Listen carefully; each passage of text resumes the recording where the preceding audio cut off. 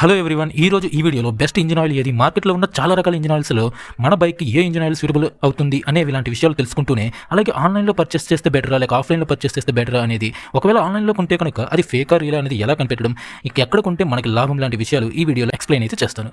ఎలాంటి సుత్తి సోది లేకుండా చెప్పే ప్రయత్నం అయితే చేస్తాను. చివరి వరకు వీడియోని స్కిప్ చేయకుండా అయితే చూడండి. సబ్స్క్రైబ్ చేసి పక్కన ఉన్న బెల్ ఐకాన్ని యాక్టివేట్ చేసేసుకోండి. సో మనకి ఆన్లైన్లో మోస్ట్లీ 3 రకాల ఇంజిన్ ఆయిల్స్ అయితే అవైలబుల్లో ఉంటాయి. మొదటిది ప్రీమియం మినరల్ ఆయిల్, రెండవది సింథటిక్ టెక్నాలజీ, అది సెమీ సింథటిక్ ఆయిల్ అని చెప్పొచ్చు, మూడవది ఫుల్లీ సింథటిక్ ఇంజిన్ ఆయిల్. ఇలా అవైలబుల్ అయితే ఉన్నాయి ఒక 3 రకాలు. వీటిలో వేరే వేరే కేటగిరీస్ కూడా ఉంటాయి, అది వేరే విషయం.